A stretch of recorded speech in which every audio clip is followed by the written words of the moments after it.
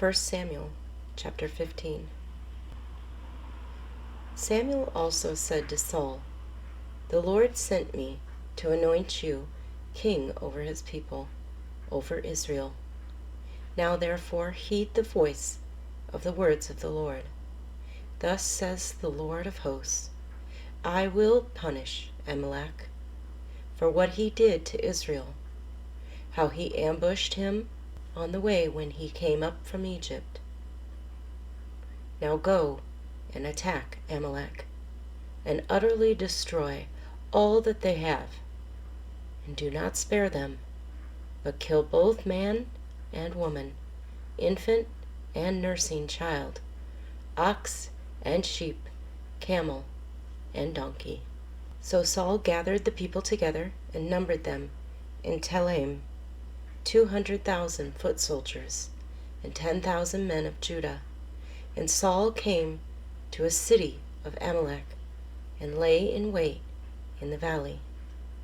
Then Saul said to the Kenites, "Go, depart, get down from among the Amalekites, lest I destroy you with them. For you showed kindness to all the children of Israel when they came out of Egypt." So the Kenites departed from among the Amalekites, and Saul attacked the Amalekites from Havilah all the way to Shur, which is east of Egypt. He also took Agag, king of the Amalekites, alive, and utterly destroyed all the people with the edge of the sword. But Saul and the people spared Agag, and the best of the sheep, the oxen, the fatlings, the lambs, and all that was good, and were unwilling to utterly destroy them. But everything despised and worthless, that they utterly destroyed. Now the word of the Lord came to Samuel, saying, "I greatly regret that I have set up Saul as king, for he has turned back from following me, and has not performed my commandments." And it grieved Samuel, and he cried out to the Lord all night. So when Samuel rose early in the morning to meet Saul, it was told Samuel, saying, "Saul went to Carmel, and indeed he set up a monument for himself, and he has gone on around, passed by, and gone down to Gilgal." Then Samuel went to Saul, and Saul said to him, "Blessed are you of the Lord. I have performed the commandment of the Lord." But Samuel said, "What then is this bleating of the sheep in my ears, and the lowing of the oxen which I hear?" And Saul said, "They have brought them from the Amalekites, for the people spared the best of the sheep and the oxen, to sacrifice to the Lord your God, and the rest we have utterly destroyed." Then Samuel said to Saul, "Be quiet, and I will tell you what the Lord said to me last night." And he said to him, "Speak on." So Samuel said, "When you were little in your own eyes, were you not head of the tribes of Israel? And did not the Lord anoint you king over Israel? Now the Lord sent you on a mission and said, 'Go and utterly destroy the sinners, the Amalekites, and fight against them until they are consumed.' Why then did you not obey the voice of the Lord? Why did you swoop down on the spoil and do evil in the sight of the Lord?" And Saul said to Samuel, "But I have obeyed the voice of the Lord, and gone on the mission on which the Lord sent me, and brought back Agag, king of the Amalek. I have utterly destroyed the Amalekites. But the people took the plunder, sheep and oxen, the best of the things which would have been utterly destroyed, to sacrifice to the Lord your God in Gilgal." So Samuel said, "Has the Lord as great delight in burnt offerings and sacrifices, as in obeying the voice of the Lord. Behold, to obey is better than sacrifice, and to heed than the fat of rams. For rebellion is as the sin of witchcraft, and stubbornness is as iniquity and idolatry. Because you have rejected the word of the Lord, he also has rejected you from being king. Then Saul said to Samuel, I have sinned, for I have transgressed the commandment of the Lord and your words, because I feared the people and obeyed their voice.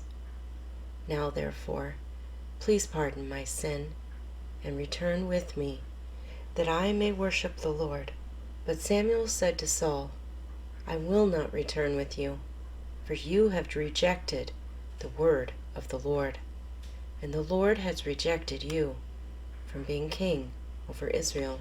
And as Samuel turned around to go away, Saul seized the edge of his robe, and it tore. So Samuel said to him, The Lord has torn the kingdom of Israel from you today, and has given it to a neighbor of yours, who is better than you. And also, the strength of Israel will not lie nor relent, for he is not a man that he should relent. Then he said, I have sinned, yet honor me now, please, before the elders of my people and before Israel, and return with me, that I may worship the Lord your God. So Samuel turned back after Saul, and Saul worshipped the Lord. Then Samuel said, Bring Agag, king of the Amalekites, here to me. So Agag came to him cautiously. And Agag said, Surely the bitterness of death is past. But Samuel said, As your sword has made women childless, so shall your mother be childless among women. And Samuel hacked Agag in pieces before the Lord in Gilgal. Then Samuel went to Ramah, and Saul went up to his house at Gibeah of Saul. And Samuel went no more to see Saul until the day of his death. Nevertheless, Samuel mourned for Saul, and the Lord regretted that he had made Saul king over Israel. 1 Samuel chapter 16. Now the Lord said to Samuel, How long will you mourn for Saul, seeing I have rejected him from reigning over Israel? Fill your horn with oil, and go. I'm sending you to Jesse, the Bethlehemite, for I have provided myself a king among his sons. And Samuel said, How can I go? If Saul hears it, he will kill me. But the Lord said, Take a heifer with you, and say, I have come to sacrifice to the Lord. Then invite Jesse to the sacrifice, and I will show you what you shall do. You shall anoint for me the one I name to you. So Samuel did what the Lord said, and went to Bethlehem. And the elders of the town trembled at his coming, and said, Do you come peaceably?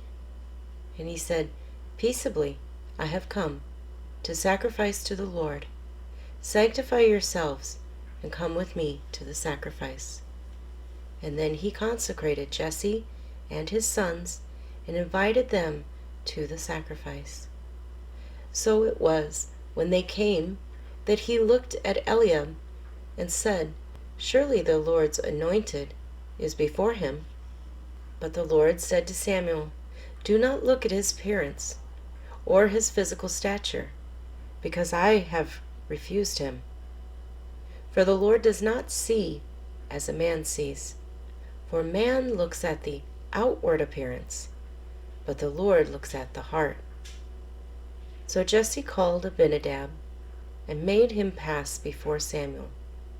And he said, Neither has the Lord chosen this one.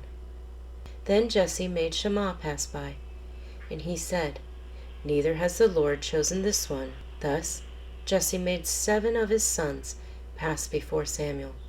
And Samuel said to Jesse, "The Lord has not chosen these." And Samuel said to Jesse, "Are all the young men here?" Then he said, "There remains yet the youngest, and there he is, keeping the sheep." And Samuel said to Jesse, "Send and bring him, for we will not sit down till he comes here." So he sent and brought him in. Now he was ruddy, with bright eyes and good looking. And the Lord said, "Arise, anoint him, for this is the one." Then Samuel took the horn of oil and anointed him in the midst of his brothers. And the Spirit of the Lord came upon David from that day forward. So Samuel arose and went to Ramah. But the Spirit of the Lord departed from Saul, and a distressing spirit from the Lord troubled him. And Saul's servants said to him, "Surely a distressing spirit from God is troubling you. Let our master now command your servants, who are before you, to seek out a man who is a skillful player of the harp. And it shall be that he will play it with his hand when the distressing spirit from God is upon you, and you shall be well." So Saul said to his servants, "Provide me now a man who can play well, and bring him to me."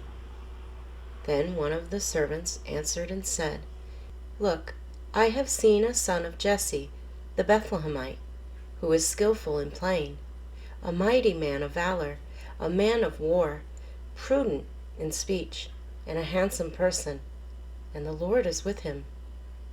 Therefore Saul sent messengers to Jesse and said, "Send me your son David, who is with the sheep." And Jesse took a donkey loaded with bread, a skin of wine, and a young goat, and sent them by his son David to Saul. So David came to Saul and stood before him, and he loved him greatly, and he became his armor-bearer. Then Saul sent to Jesse, saying, "Please let David stand before me, for he has found favor in my sight." And so it was, whenever the Spirit from God was upon Saul, that David would take a harp and play it with his hand. Then Saul would become refreshed and well, and the distressing spirit would depart from him.